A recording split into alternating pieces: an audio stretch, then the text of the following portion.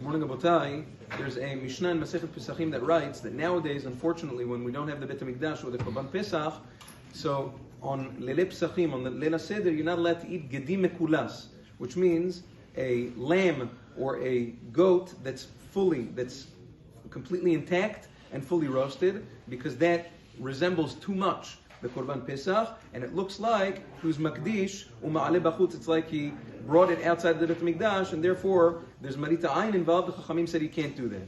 What happens if it's not a complete lamb or goat? What happens if it's just a piece? What's the halacha over there? So the Mishnah says that has to do with minhagim of different places. Some places had the minhag to eat salit, to eat roasted meat from lamb or from other things on Leil Pesach. Some places had minhag not to.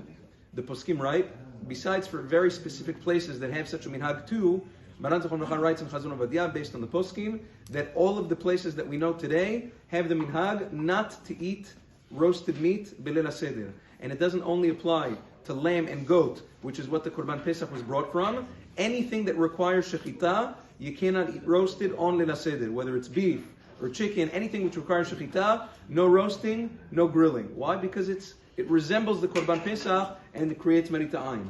Not only that, the Magen Avraham points out that even something that's not sali, something that's not roasted, rather tzli kedar. Tzli kedar is something that is cooked in its own juice. Let's say you make a pot roast. You take meat and you put it in the oven and you let it cook in its own juices with the little spices, whatever. Gam asur. According to the minhag, that's also no good b'leil HaSeder, because that also resembles tzali. Rather, what kind of meat or poultry is supposed to have b'leil HaSeder? Only something that has some sort of rotiv, something that was cooked in water, something that was cooked in sauce or juice or oil or something that was fried. Over there, that's mutar. Why? Because over there, that's something that would be posel et korban pesach. The Torah says, Al tochelu mimenu na uvashel mevushal b'mayim. You're not allowed to cook it in water. So once you cook it in water, it's already not like korban pesach.